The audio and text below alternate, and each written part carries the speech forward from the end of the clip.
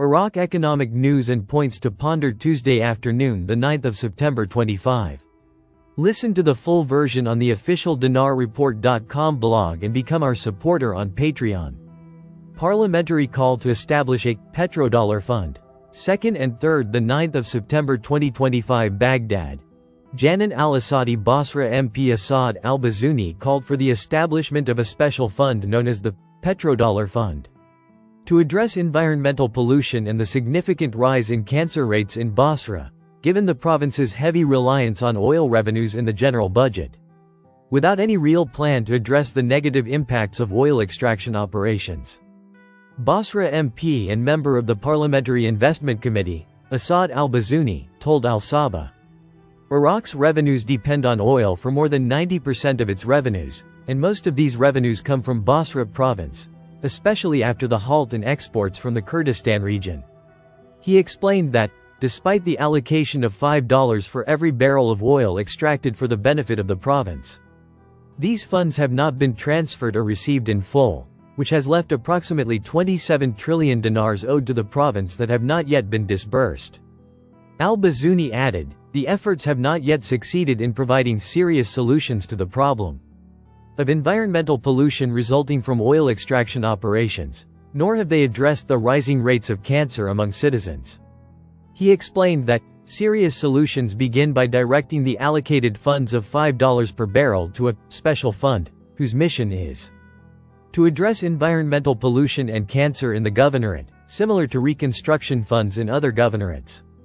This provides a transparent and effective mechanism for managing these funds and investing them in necessary health and environmental projects.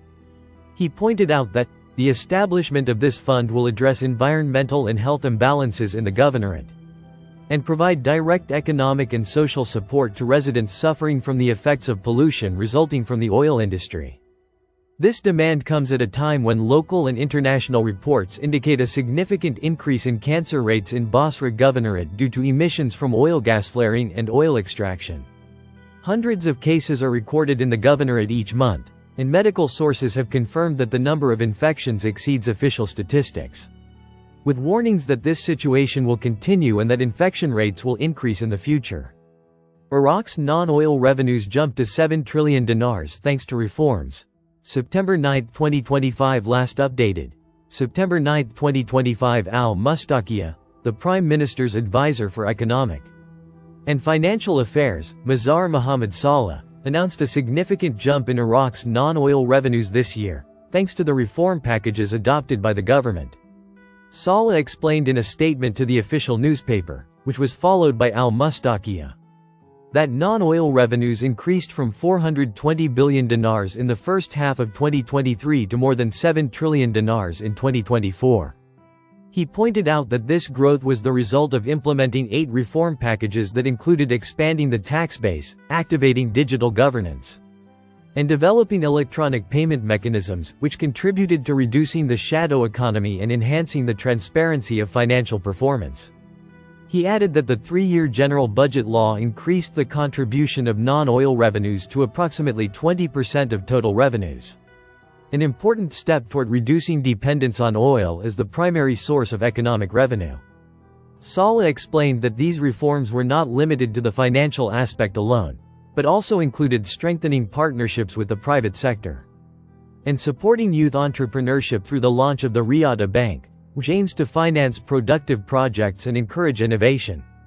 Experts believe that these indicators represent a strategic shift in the structure of the Iraqi economy, particularly as the government seeks to diversify sources of income and promote sustainable development, independent of the fluctuations in global oil markets.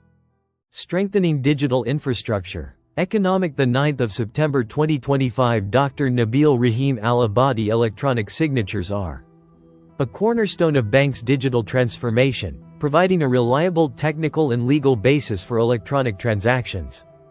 This aligns with Iraq's efforts to improve its digital infrastructure, as stated by the Minister of Communications. Relying on electronic signatures will reduce the need for paper documents, lowering operational costs associated with printing, storage, and transportation. It will also speed up transaction procedures such as opening accounts and issuing loans, reducing waiting times from days to minutes in some cases. Furthermore, it uses advanced encryption technologies, reducing the chances of forgery and fraud. This enhances customer confidence in digital banking services, a vital step in an environment marked by increasing cyber risks. Having an internationally recognized electronic signature means that Iraqi banking documents and transactions will be accepted internationally, opening doors for cooperation with international banks and making Iraq more attractive to foreign investment. Digital signatures are the fuel for accelerating digital banks, or digital branches of traditional banks, enabling the provision of complete services online without the need for a physical presence, such as opening accounts completely remotely, signing contracts and agreements securely, and completing lending and financing transactions seamlessly.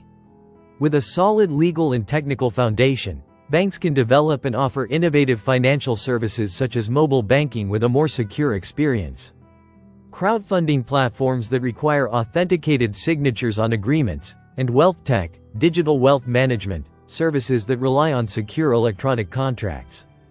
Electronic signatures eliminate geographical barriers, allowing banks to reach customers in remote areas or those who prefer a fully digital banking experience. This aligns with the digital transformation vision that aims to include all citizens. Despite the significant advantages, the success of e-signatures in the Iraqi banking sector faces some challenges, most notably digital infrastructure. Gaps in internet coverage and reliability remain in some areas of Iraq, potentially limiting the effectiveness of e-signatures. Culture and trust are also key here, and both customers and employees need to be educated about the importance and security of e-signatures. Intensive training programs are also needed, as is cybersecurity. With increased reliance on digitization, banks increasingly need to invest heavily in advanced cybersecurity systems to protect customer data and transactions from attacks. The launch of e-signatures in Iraq is a step in the right direction and could be a powerful catalyst for the banking sector. To realize the full benefits, collaboration between the public and private sectors is essential. Banks should work closely with the Ministry of Communications and regulatory authorities to ensure that e-signature systems comply with international standards. Invest in infrastructure and security, and adopt technologies such as cloud computing and blockchain to enhance security and efficiency. I see the imperative of organizing comprehensive awareness campaigns to educate customers on the benefits and use of electronic signatures to build trust and drive adoption. I also believe it is imperative to conduct ongoing training for staff to develop the skills of bank employees to navigate new technologies and manage digital platforms efficiently. In short, this decision is not just a technical addition, but a strategic shift that lays the foundation for the Iraqi banking sector to compete regionally and globally, and to enter the era of digital banking with confidence and security. Listen to the full version on the official dinarreport.com blog and become our supporter on Patreon. Source: dinarrecaps.com